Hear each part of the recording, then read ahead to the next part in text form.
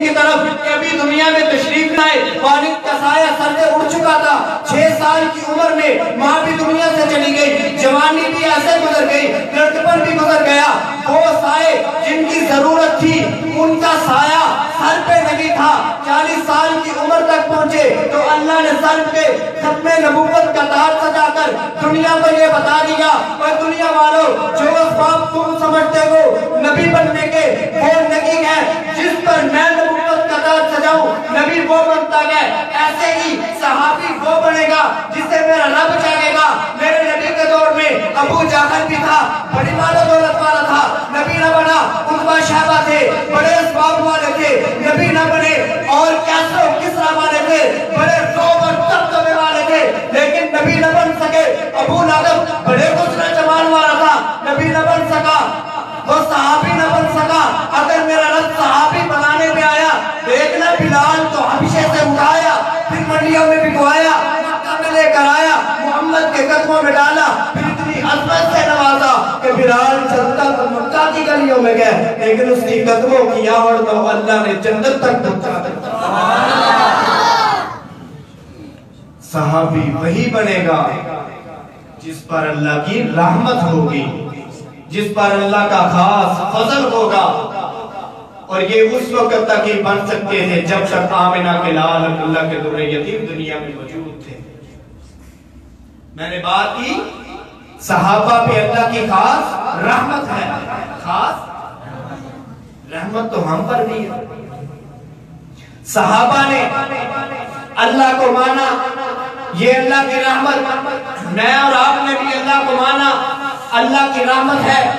صحابہ نے نبی پر ایمان لایا، اللہ کی رحمت، ہم نے بھی نبی پر ایمان لایا، اللہ کی رحمت۔ صحابہ نے قرآن مقدس کو اپنایا، اللہ کی رحمت، ہم نے بھی قرآن مقدس کو اپنایا، اللہ کی رحمت۔ صحابہ نے احادیث مبارکہ کو مانا، اللہ کی رحمت، ہم نے بھی احادیث مبارکہ کو اپنایا، اللہ کی رحمت۔ صحابہ نے ہر وہ کام کیا جس کو کرنے کا آمنہ کے لال نے حکم دیا، اللہ کی رحمت، ہم نے بھی ہر وہ کام کیے جس کو آمنہ کے لال نے کرنے کا حکم دیا، اللہ کی رحمت۔ صحابہ نے ہر اس کام کو چھوڑ دیا جس کو آمنہ کے لال نے چھوڑنے کا حکم دیا، اللہ کی رحمت۔ ہم بھی ہر اس کام کو چھوڑنے کے لیے تیار ہیں جس کو آمنہ کے لال نے چھوڑنے کا حکم دیا، یہ اللہ کی رحمت۔ فرق کیا ہے ہم پر رحمت کے اور صحابہ پہ رحمت کے؟ فرق یہ ہے کہ ہماری ان آنکھوں نے آمنہ کے لال کو براہ راست نہیں دیکھا، صحابہ نے ان آنکھوں سے آمنہ کے لال کو براہ راست دیکھا۔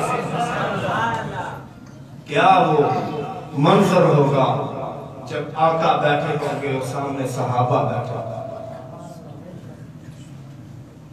آج میرے سمیت ہر کلمہ گو مسلمان یہ دل میں تڑپ رکھتا ہے، یہ جذبہ رکھتا ہے، یہ شوق رکھتا ہے کہ ہم صحابہ کی خاطر ہر وقت اپنی جان کے نذرانے پیش کرنے کے لیے تیار ہیں۔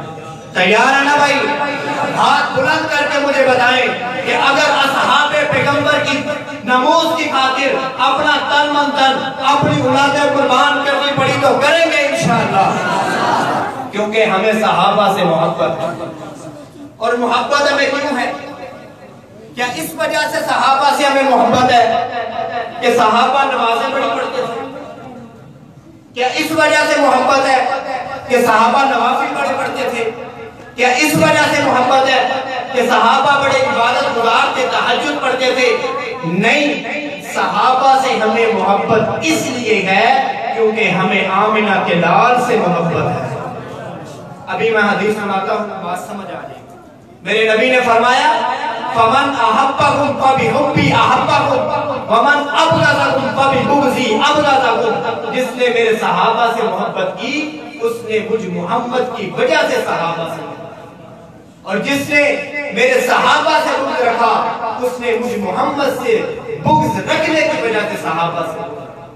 معلوم ہوا صحابہ سے محبت وہی کرے گا جسے نبی سے محبت ہوگی، صحابہ سے بغض وہی رکھے گا جسے نبی سے بغض ہوگا۔ اگر آج آپ اپنے معاشرے میں دیکھتے گئے بہت سے لوگ آپ کو یہ واویلا کرتے ہوئے نظر آئیں گے، ہم نبی کو تو مانتے ہیں لیکن ابو بکر کو نہیں مانتے. بہت سے لوگ یہ کہیں گے ہم نبی کو تو مانتے ہیں لیکن عمر کو نہیں مانتے, ہم نبی کو تو مانتے ہیں عثمان ابن عفان رضی اللہ تعالیٰ عنہ کو نہیں مانتے. میرا دوست, اگر تم نبی سے محبت کا دعویٰ کرتا ہے تو تمہیں ابو بکر سے محبت کرنا ہوگی, تمہیں عمر سے محبت کرنا ہوگی, تمہیں عثمان ابن عفان سے محبت کرنا ہوگی. اگر کسی ایک سے بھی محبت تیری کم ہوئی تو نبی سے محبت کا دعویٰ تیرا یہ مسترد کر دیا.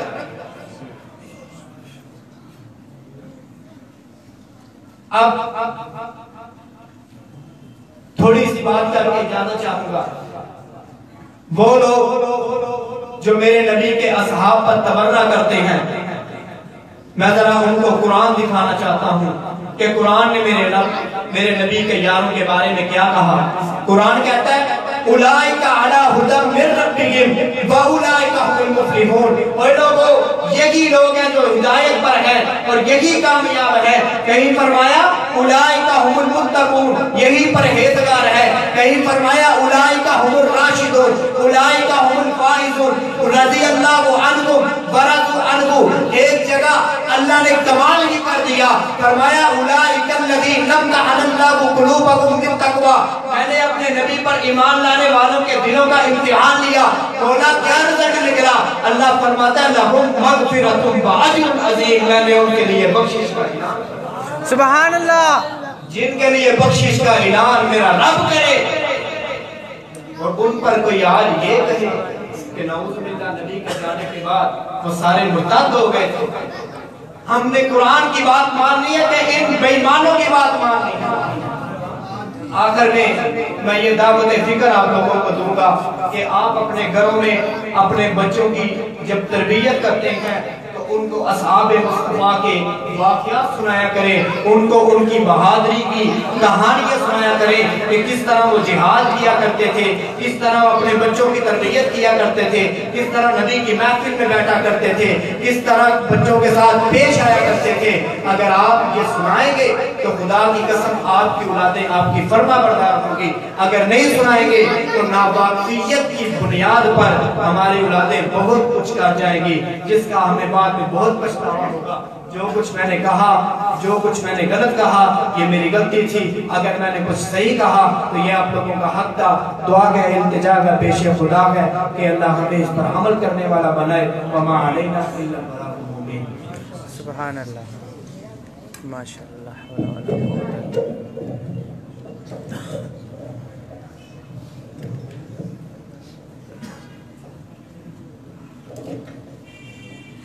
روشنی جیسے چمکتی ہے چاند کی ستاروں